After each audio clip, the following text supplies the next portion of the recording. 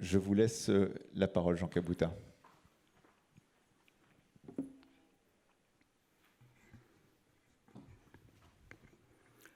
Bonjour tout le monde. Bonjour.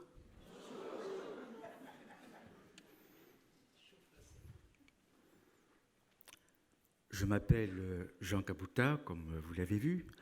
Je viens en ce moment Je suis arrivé hier de Montréal et j'ai le plaisir de vous dire quelques mots sur ce qu'on entend par être vivant.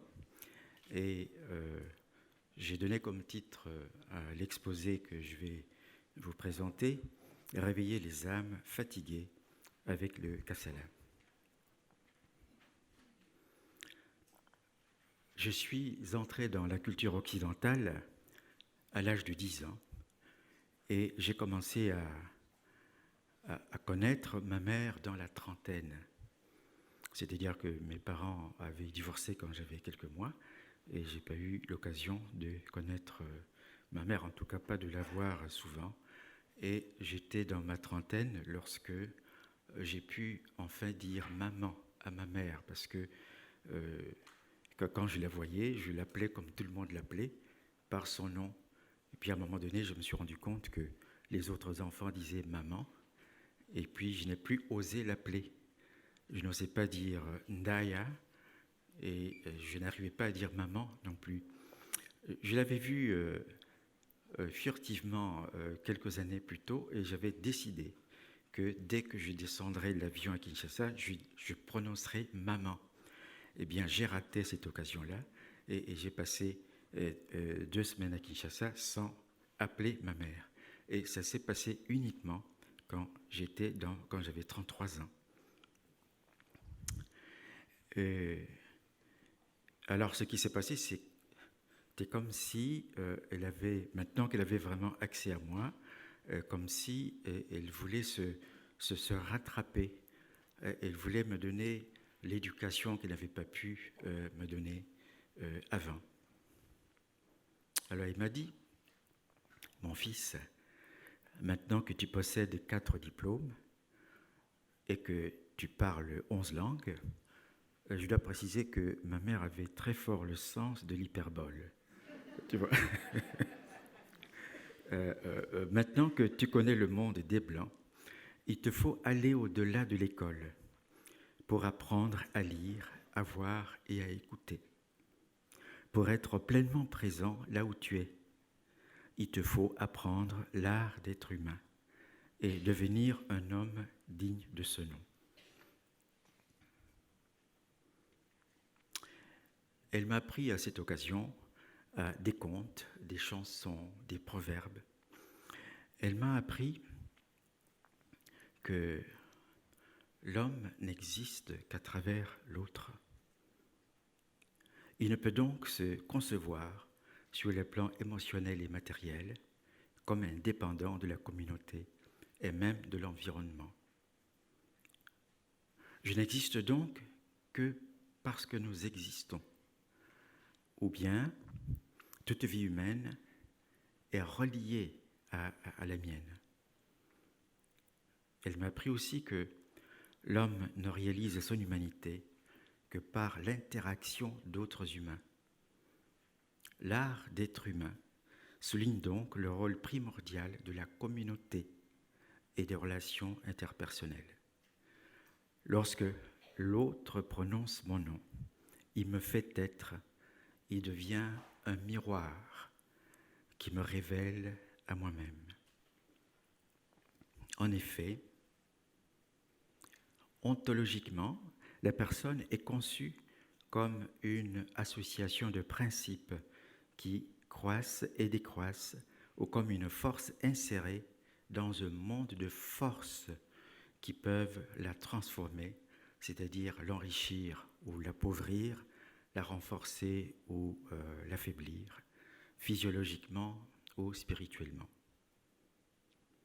Pour cette raison, elle doit vivre en harmonie avec d'autres forces, de manière à bénéficier de leur influence positive. La condition pour rendre l'harmonie possible, c'est d'avoir une bonne santé physique et mentale, ce que j'appelle grande santé. Seul un corps en grande santé est apte à réaliser la connexion entre l'individu et la force originelle. On conçoit d'ailleurs que le monde est, suite à l'intervention d'une force, une force transcendante, qui esquisse le monde et lui laisse à l'homme la possibilité de le parachever.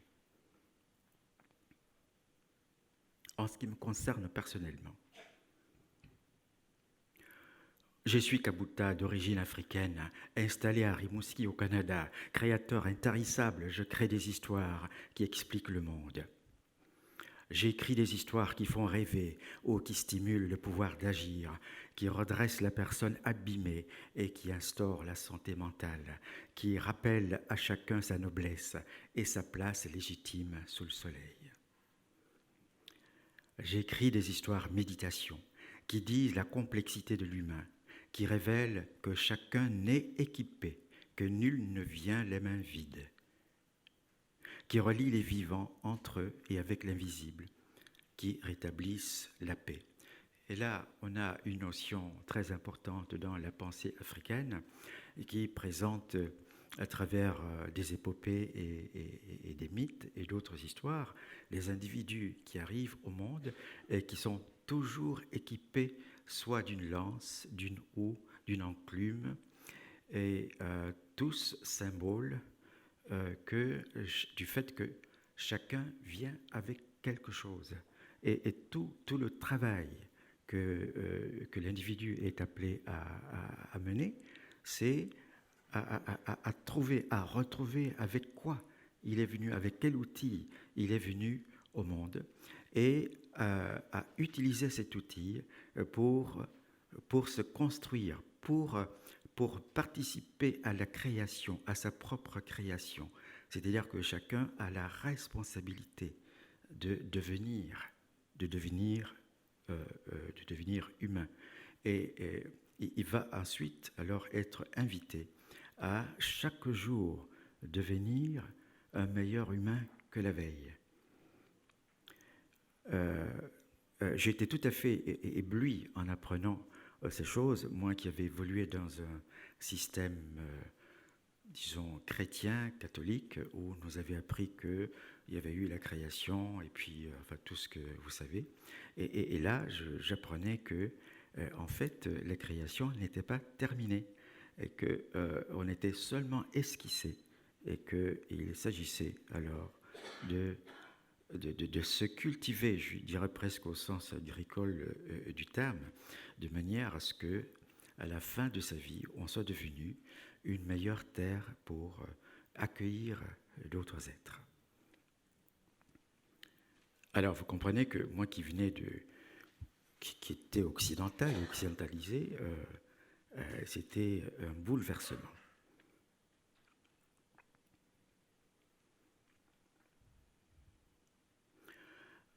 Je suis porteur d'une parole vivifiante, qu'on appelle Kasala contemporain, parole percutante, exempte de bruit, parole silencieuse qui dit l'essentiel.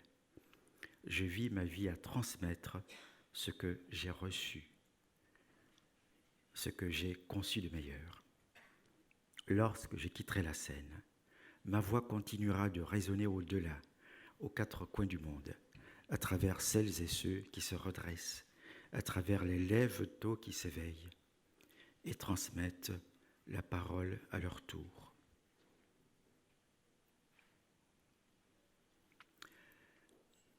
Je reviens à Bruxelles au début des années 60.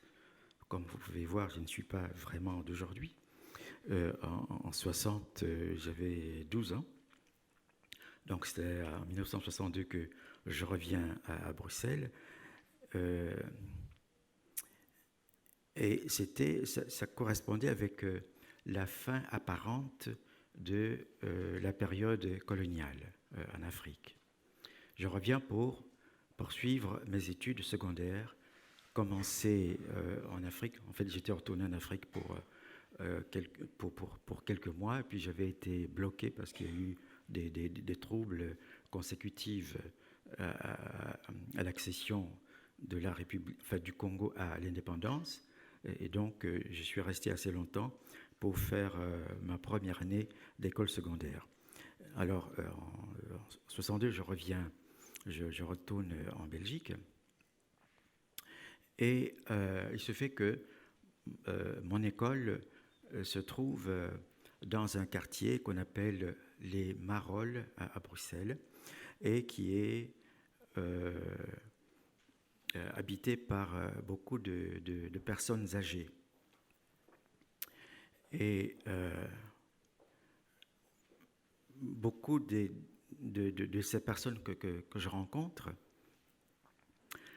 vivent plutôt dans la précarité, et mon école organise chaque jour une rencontre avec des jeunes, et nous apportons de la nourriture, des repas chauds aux personnes qui vivent isolées et qui n'ont pas beaucoup de contact avec le monde extérieur. En fait, les repas que nous leur livrons, nous les recevons au pensionnat, on les reçoit gratuitement, et puis on les vend. On les vend à un prix modique à ces personnes. Si on les vend, c'est simplement pour leur donner le droit de dire ben, vous vous rendez compte, ça fait 3 jours qu'on mange de la saucisse alors qu'on paye, ça ne va pas. Tandis que s'ils recevaient gratuitement les repas, ben, ils n'avaient qu'à se taire puisqu'on leur donnait. Et donc j'ai été déjà à ce moment-là sensibilisé à la nécessité de veiller à la dignité de la personne à qui on vient en aide. Ça me rappelle d'ailleurs une pratique au Sénégal, par exemple, où les gens qui en ont les moyens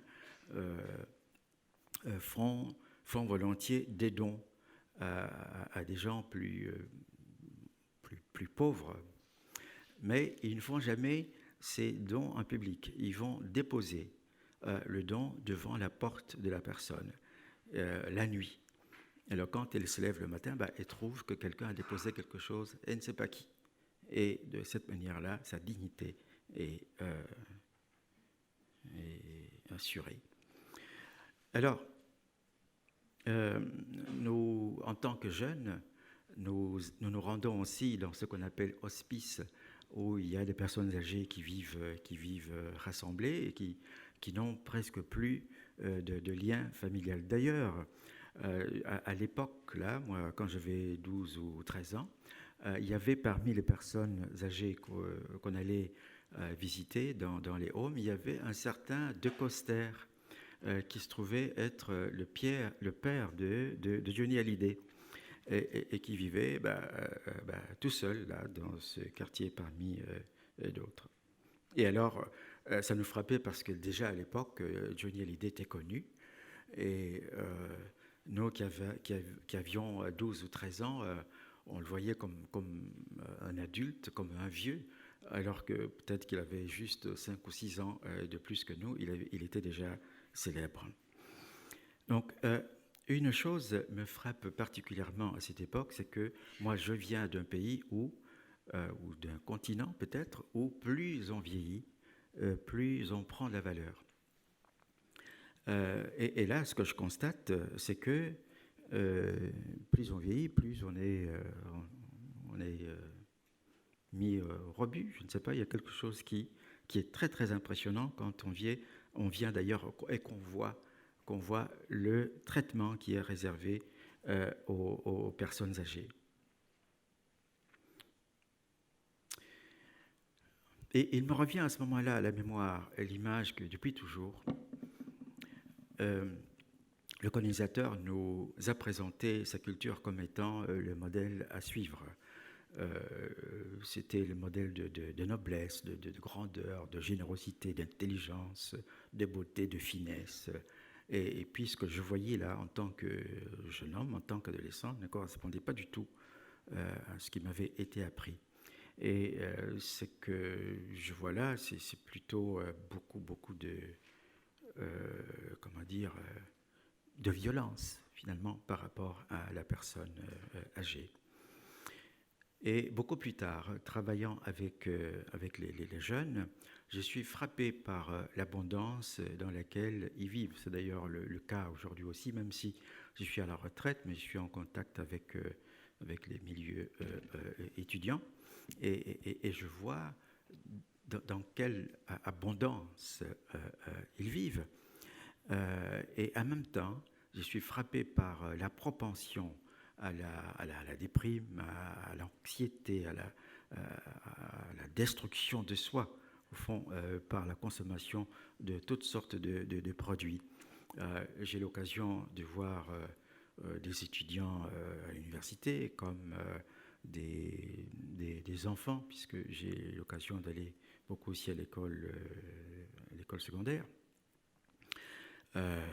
Donc il y a une espèce de violence qui, en tout cas, quand on vient de l'extérieur comme moi, eh bien, on est tout à fait surpris par rapport aux ressources qui sont mises à la disposition des gens ici.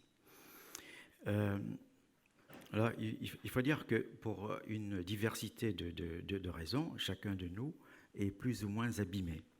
La vie est telle que elle est productrice de traumas ou blessures graves depuis notre enfance, qui sont dues à toutes sortes de choses, la guerre, l'abandon, les catastrophes.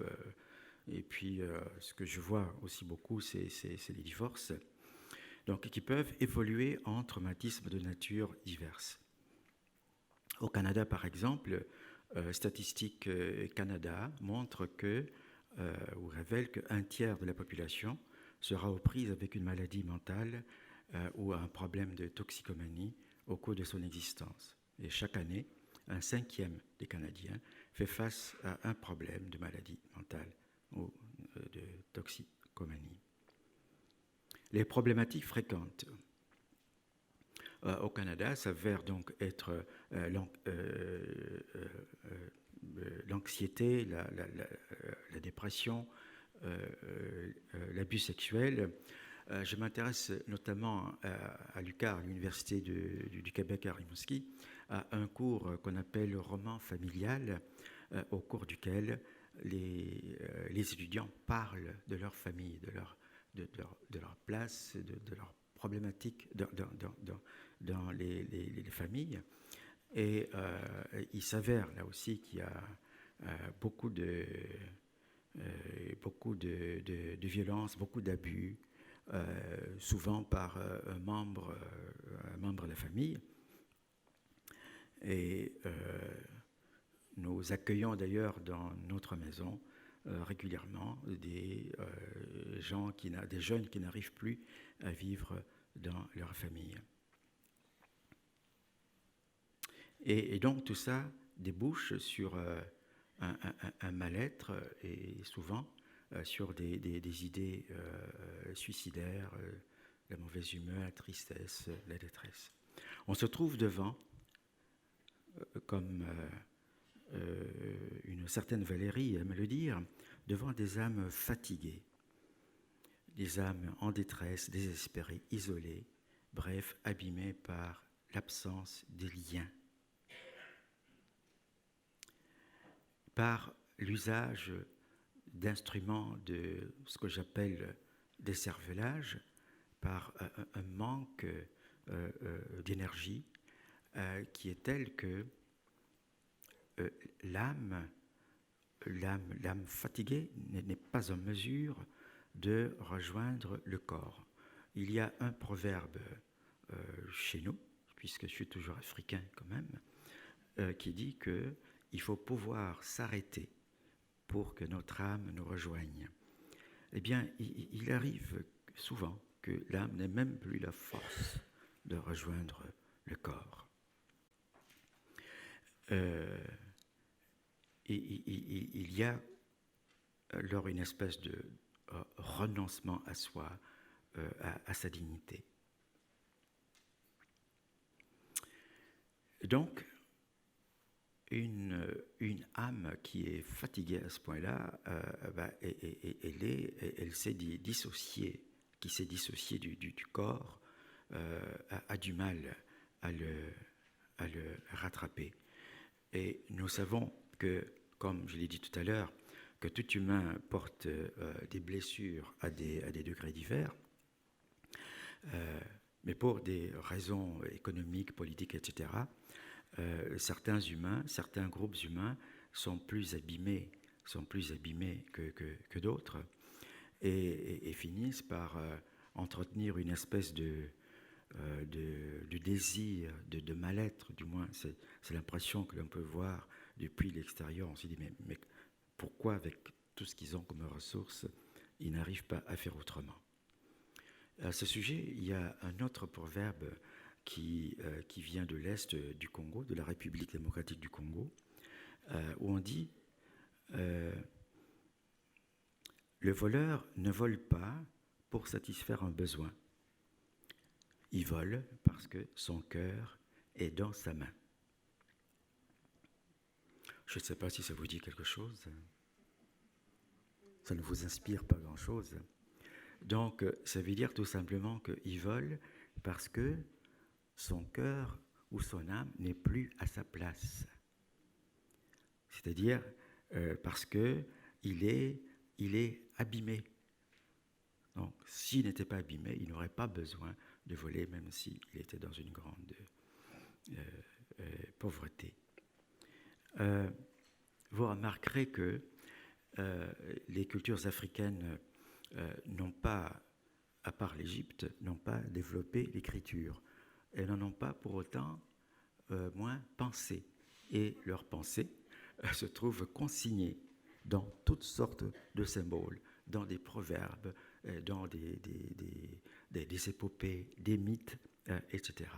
Et pour le moment, je suis en train d'apprendre à lire, à lire les messages qui sont inscrits, qui sont consignés sur des objets. Hier encore, j'ai eu la chance de visiter le musée du quai Branly et j'ai été frappé par mon ignorance. Je me suis trouvé là devant un grand nombre de magnifiques objets africains sur lesquels il y avait été gravés des messages qu'autrefois, avec l'éducation chrétienne que j'ai eue, j'aurais pris simplement pour des décorations, alors que ce sont des textes. Et je suis retourné à l'école comme m'y invite ma mère. Devant ce mal-être, il y a lieu de se révolter, il y a lieu d'entrer en colère. Mais il s'agit bien d'une colère que j'appelle colère vitale, une colère qui est telle que lorsqu'on la ressent, on ne peut pas faire autrement que de se redresser. On ne peut pas faire autrement que de poser une action, si petite soit-elle. On ne peut plus rester les bras croisés. Et il est bon pour cela peut-être d'observer le caméléon. Je ne sais pas, Delphine, si j'ai... mon livre est là, peut-être ?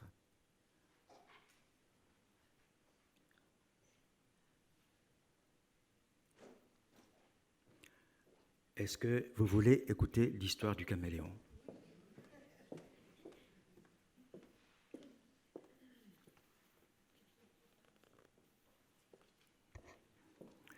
Jean Kabouta, caméléon aux yeux indépendants. Je ne m'aventure pas n'importe où, je sais où je vais. Je pose un pied, je balaie l'univers entier d'un œil. Je pose l'autre pied, je balaie l'univers entier de l'autre œil. J'ai 4 jambes, mais je marche lentement. Je prends le temps de traverser le labyrinthe. Je vais du dehors au dedans, là où se cache le nectar. Je suis l'artiste délicat aux membres extensibles. Je savoure les senteurs, les couleurs et les mouvements. Parfois, je me suspends par ma queue à une branche. J'aime le cerisier en fleurs qui promet 1000 délices. J'aime quand on me croit fleur de l'immense baobab. J'observe le monde d'en haut. Je ris de moi-même, je ris de mes incongruités. Je ris aussi des hommes et de leurs extravagances. Ils croient que j'y suis tête à l'envers. Moi, au moins, j'y suis capable de changer de regard. Je n'attends pas que les choses changent, je change de position, je prends du recul. Comme c'est marrant de voir le monde autrement. Un ami qu'on disait fou pleurait et riait aux éclats. Il voyait des êtres à 2 pieds et aux yeux condamnés. Passaient leur temps du matin au soir à se chamailler, à se faire la guerre, à s'acharner sur la terre, à la foutre en l'air. Ces bipèdes avaient d'étranges passions, consommaient jusqu'à ce qu'on explose, marchaient toujours plus vite, sans savoir où l'on va, chacun se voulant meilleur que son voisin. Ces tristes humains nous disaient fous, nous, quadrupèdes, aux grands yeux libres.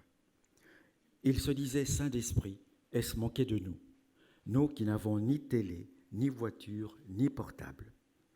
Nous qui dansons et sifflons en marchant, nous qui nous adaptons aux autres et au milieu. Nous qui n'éventrons pas la terre, nous qui laissons tranquille, qui laissons la nature tranquille. J'arrête là l'énumération de leur folie. Moi, frère de Mandela, de Rougira et de Naïmana. Moi, femme enceinte d'oiseaux, de fleurs et de subversives pensées. Caméléon ailé qui vole de site en site, de cime en cime. Marcheur lent qui laisse à mon âme le temps de me rejoindre. Regardeur patient qui prend le temps de voir l'autre dans sa force et dans sa beauté. Parole du caméléon.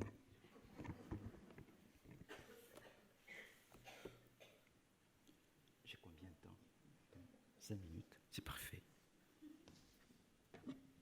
Vous pouvez aller jusqu'à 10 même. Merci.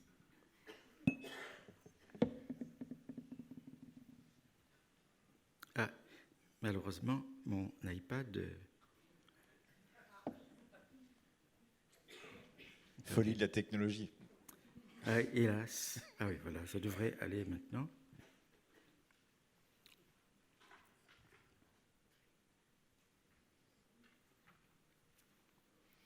Il s'agit donc de se souvenir de sa noblesse, de se souvenir de son pouvoir d'agir, de se redresser, créer des outils, les utiliser et les entretenir.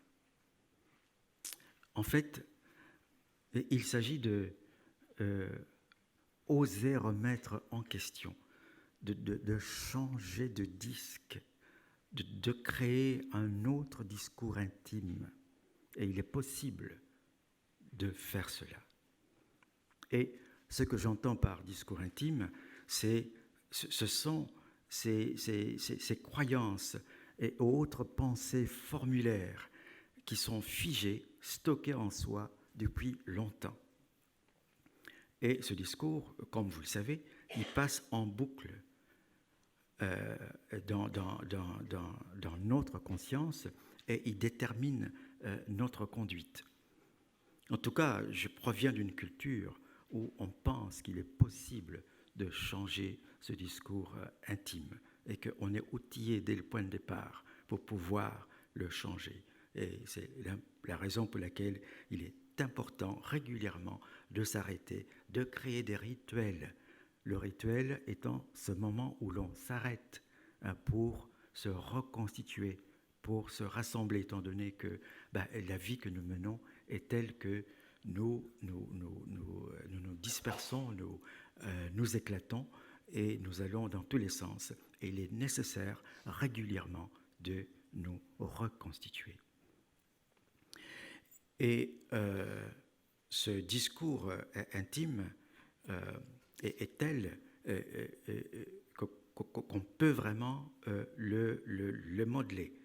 En tout cas, la pensée africaine nous apprend que si l'humain n'a pas la liberté, n'est pas libre tel qu'on le consent en Occident, et qu'il est toujours lié, il est toujours relié à quelqu'un, de telle manière que on est toujours le fils de quelqu'un ou la fille de quelqu'un, ou la mère de quelqu'un, ou le voisin de quelqu'un, ou le descendant de quelqu'un. On est toujours lié. Et donc, il apprend que même dans la mort, je ne suis pas entièrement libre.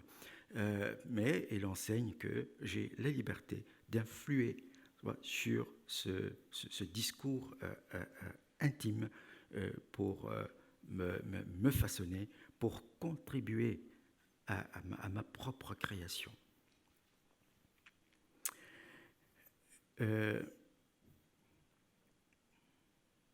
On peut désapprendre et apprendre un autre discours qui soit constitué de formules de force ou ce que nous appelons de noms de force. Le nom s'avère être un constituant important de la personne. Nous apprenons que la personne est constituée d'un esprit, d'un corps, mais aussi d'un nom. Le nom comme constituant de l'être.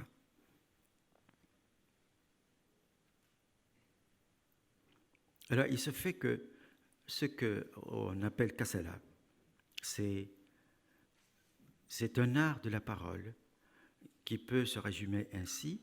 C'est un récit poétique sur soi ou sur l'autre qui est proclamé devant la communauté.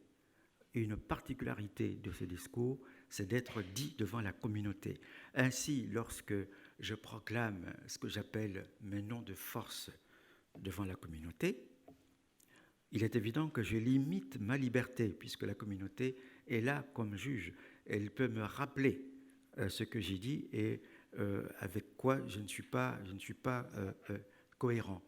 Par exemple, si je proclame devant vous que je suis le lion qui dort la porte ouverte, qu'est-ce que ça pourrait signifier ? Comment est-ce que vous comprenez cela ? Je n'ai pas peur. Voilà que passe une souris et je détale. Vous allez me dire, Jean Kabouta, il y a un problème là. C'est-à-dire que du fait que j'ai proclamé ça devant la communauté, ça limite ma liberté. Je suis obligé, ça m'invite à être cohérent. Vous voyez ?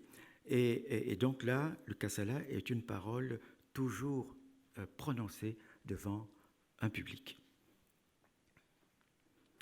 Alors, je viens de vous dire combien le nom est important et combien nommer est important. Se nommer, c'est plus qu'énoncer son nom, c'est se situer, autrement dit, s'inscrire dans une lignée, dans un territoire et dans l'histoire. C'est invoquer et honorer celles et ceux qui nous ont précédés, celles et ceux qui ont conçu le projet de notre venue au monde. C'est rappeler que nous sommes le résultat de forces et de pensées, de rêves et d'intuitions, conjugués et entretenus par une infinité de personnes avant nous. Se nommer, c'est poursuivre la création et c'est rendre grâce pour le privilège de participer à l'expérience humaine. Et dans ce sens, le Kasala est l'art de dire la gratitude. J'ai le pouvoir de me nommer et j'ai le pouvoir de nommer l'autre, de l'appeler à l'existence. Donc nommer l'autre, c'est proclamer que cette personne existe. Je peux m'adresser directement à lui, alors je dis tu ou vous. Je peux m'adresser à la communauté, alors j'emploie évidemment un pronom de troisième personne. Je peux nommer l'autre enfin, en me substituant à lui, ou elle, ou elle, et à ce moment-là, évidemment, je vais utiliser le pronom « je ». Donc ici, il faut seulement observer que le pronom « je » qui est récurrent dans la pratique du Kasala a une multitude, peut-être une infinité de référents. Et il est accepté, même dans des cultures où il est proscrit de faire son propre éloge, il est accepté parce qu'en réalité, c'est un jeu beaucoup plus vaste que soi. Il ne s'agit certainement pas dans cette pratique d'une danse autour de son nombril. C'est vraiment même un acte de modestie. Énoncer son nom, pourtant reçu de l'autre, évidemment quand je vis au monde, c'est l'autre qui me nomme. C'est confirmer qu'il ou elle a bien vu qu'on n'est pas un mirage. C'est confirmer qu'on a effectivement atterri dans le genre humain. Ce qui vaut pour soi vaut aussi pour l'autre. L'autre peut se nommer, se faire connaître en réponse à la question « Qui es-tu » ou bien « Dis-moi ton nom ». Donc ce sont des questions qui permettent finalement de proclamer le Kasala, qui est la célébration de la vie à travers ces différentes manifestations, à travers l'autre, à travers la nature, etc. Comme vous le voyez, le nom de la personne chez nous, c'est bien plus qu'un matronyme ou un patronyme. Le nom est une affaire complexe. Il invoque les ancêtres dont on est issu. Il est relié à la personne qu'on célèbre pour attester qu'elle n'est pas seule, qu'elle est multiple, qu'elle ne meurt jamais. Je ne meurs jamais parce que je ne suis pas seul, parce que je suis multiple. Je suis beaucoup plus que l'individu nommé Jean Kabouta. Je suis le libre, le dépouillé, le nu. J'accueille tout ce qui vient, que ce soit l'orage ou le soleil, que ce soit la maladie ou la santé, que ce soit même la mort effrontée qui effarouche le commun des mortels.